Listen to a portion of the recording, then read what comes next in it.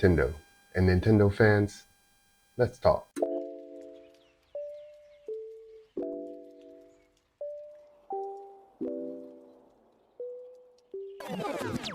Welcome back to the lab.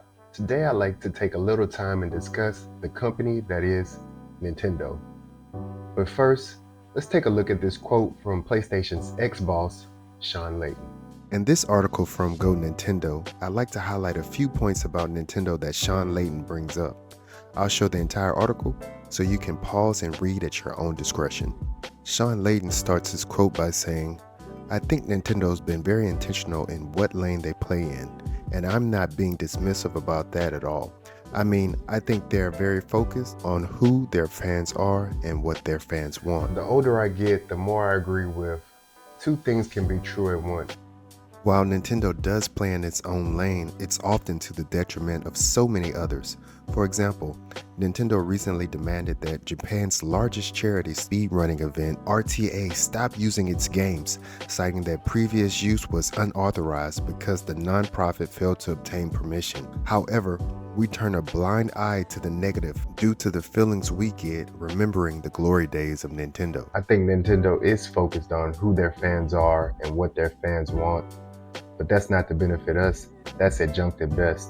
Their primary agenda is to make as much money as possible from our childhood memories. Take Mario Kart World for example. Launching with abysmal features and next to no content, how could this happen and Nintendo selling over 3.5 million units in the first 4 days and becoming the fastest selling Nintendo system of all times? Simple. They know who their fans are and what their fans want. Do you remember the first time you opened Mario Kart 64 and slammed it into your system? You had the time of your life, the endorphins that pumped through your brain, the perspiration on your hands after playing with family and friends for hours. I do, and I chase that feeling every time I turn on my Switch 2. And Nintendo knows it. The second paragraph from Shawn Layden states, "No one is more in touch with their fan base than Nintendo. Even PlayStation was never this in touch with their fan base as Nintendo is. They know who their fans are. Look at it this way. During the pandemic, when we saw revenues in video games rising significantly, because we're all locked inside and can't go out, a lot of companies hired a bunch of people because they thought this curve is, all numbers go up, let's chase that number, let's go, go, go, throw some more gas on the fire." Again, two things can be true at once. For instance, Gamescom 2025 was this past week, and Nintendo was able to show off first and third-party games like Final Fantasy Remake, Borderlands, Kirby, Metroid, and Elden Rings. Even though the gameplay may have been lackluster, it was still a major feat in the eyes of Nintendo fans everywhere, even taking some of us older fans back to the OG Nintendo, when it was the premier console and the Nintendo seal of approval meant that you were getting top shelf quality, and third and first party games were the identity of Nintendo itself. Needless to say, Pokemon Scarlet and Violet are known for poor image quality and game-breaking bugs. The visual fidelity is hard at best, showing a side of Nintendo I have trouble wrapping my head around. Of course, the game was developed by Game Freak and published by Nintendo. It's very concerning that Nintendo would allow a flagship game for the Nintendo consoles to release in this condition. It screams, whatever I make or put on my console, the masses will buy. Why take the additional time and resources to admonish the responsible parties and improve the game? Instead, we will upgrade the game for the Switch 2, not the OG Switch, which sold over 27 million as of March 2025.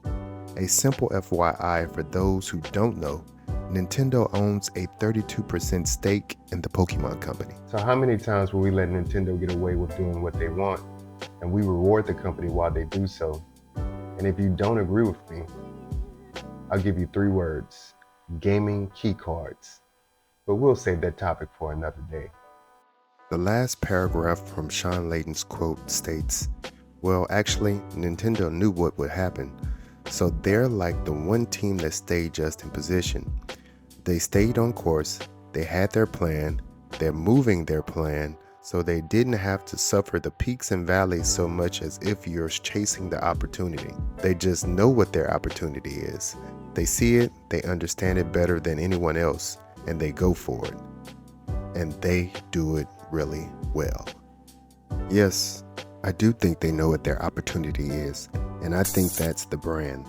That's their most powerful weapon, stronger than PlayStation, Steam, or Xbox.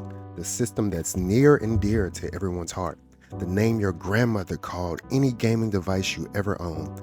Think of how badly Xbox One foiled Microsoft's plans and what it did to the company. Think about Sega's Dreamcast and how that turned out. With all of the consoles Nintendo has ever produced, have they all been great? Have they all been a resounding success? No, they haven't, and a few consoles come to mind. However, Nintendo's brand is more than one console.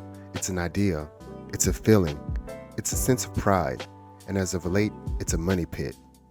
And as always, I want to be honest, so I can say I'm not done with Nintendo and the gimmicks and half-cooked games, because Nintendo is a part of the days I can only hope to remember.